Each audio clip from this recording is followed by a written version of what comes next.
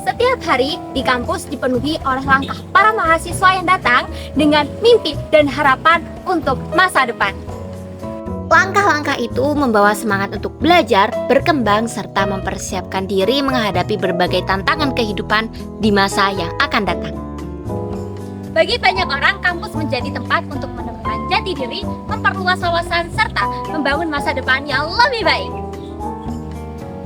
Namun, di balik setiap langkah tersebut, ada cerita yang berbeda-beda. Ada mahasiswa yang menjalani perkuliahan dengan relatif mudah, ada pula yang menghadapi berbagai tantangan untuk mendapat ruang belajar yang sama.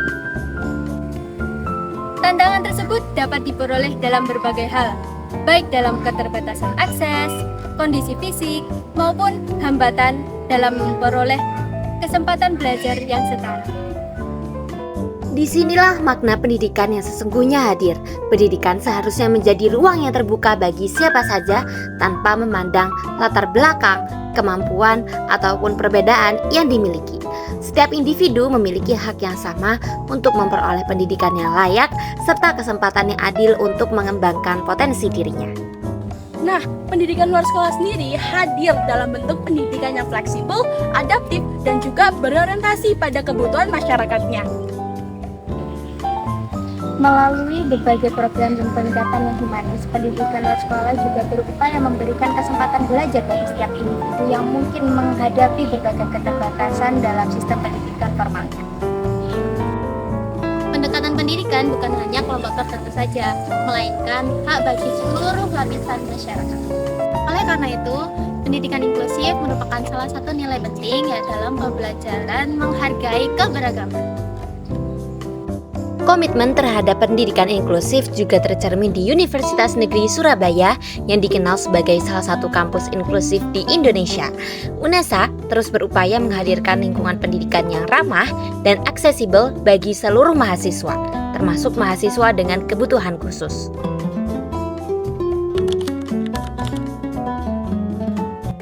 Assalamualaikum warahmatullahi wabarakatuh. Halo teman-teman, perkenalkan nama saya Nidia Azhara Partiwi dan teman saya Hilda Aulia Rahma. kita dari Prodi Pendidikan Luar Sekolah.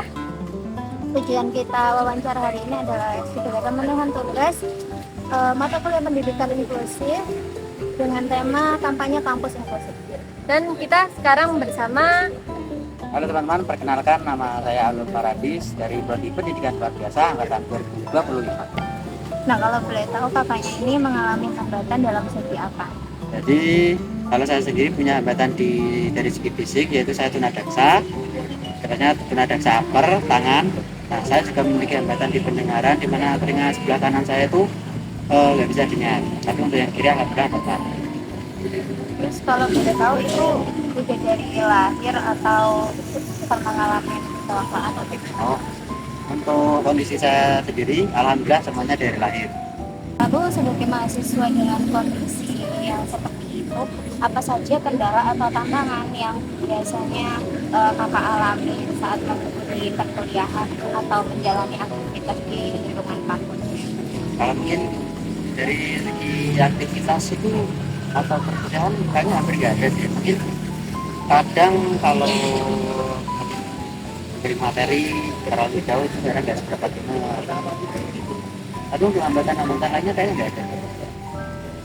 Terus apakah lingkungan kampus di sini itu sudah mencukupi dan membantu kamu dalam membantu menjalani aktivitas belajar dengan nyaman?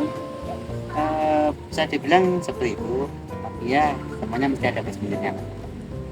Terus kalau lagi ngadepin kesulitan itu tuh selama perkuliahan, biasanya apa yang kakak lakuin biar tetap bisa ngikutin materi dengan baik? Gimana ya? Yang pasti sih belajar nggak seberapa belajar sih. Cuman kalau aku sih mengalir aja. Jadi kalau misal hari ini masuk apa gitu, jadi ya udah. Yang penting kayak gimana ya jelasinnya. Aku sendiri bingung misalnya materi apa kayak cara aku belajar sendiri sudah aku karena memang basic dari dulu sebelum kita LP karena kan memang itu sering ke SLB karena apa ada suatu hal jadi banyak tahu dan mungkin untuk di mata kuliah yang sekiranya nggak ada itu baru aku yang pelajari. Kalau di PLB kan ada yang namanya autopedagogi itu, mempelajari tentang jenis-jenis disabilitas itu biasanya ya udah mengalir aja karena memang biasanya udah tahu. Tapi untuk kayak mata kuliah lain misal kayak apa ya, perencanaan pembelajaran itu biasanya aku masih belajar. Terus gimana dukungan dari dosen maupun teman-teman selama kakak perkuliahan di kampus? Kalau dukungan sih saya rasa sama aja kayak mahasiswa pada umumnya sih, karena nggak ada keistimewaan khusus yang harus bikin beda mereka. Kalau mereka kan mungkin untuk menulis esai itu terganti dengan mengetik ya. Kalau saya sih nggak ada. Terus pernah nggak atau sering merasa kesulitan atau tertinggal saat belajar dengan teman-teman yang lain? Kalau kesulitan sih nggak ada. Kalau tertinggal sih mungkin ada, karena memang kesalahan sendiri sih. Karena emang basicnya agak males ya. Jadi kadang tuh terlalu ada mendadak. Kami dua, kami tiga itu. Oh ternyata ada presentasi.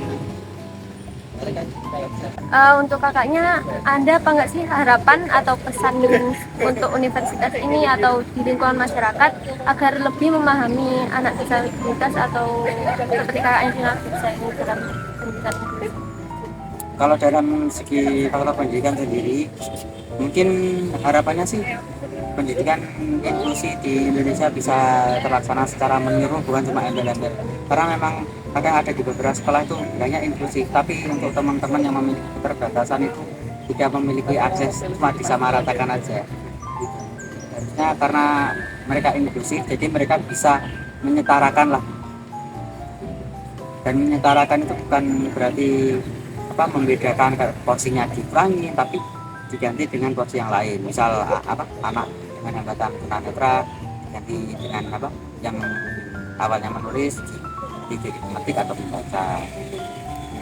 Terus kalau ada saran untuk universitas, saran apa yang pengen kakak berikan agar pendidikan inklusif itu bisa berjalan lebih baik, dan harapan kakak ke depannya untuk universitas ini atau lingkungan sekitar agar pendidikan anak tunadaksa itu berjalan dengan baik dan sesuai dengan kebutuhan mereka?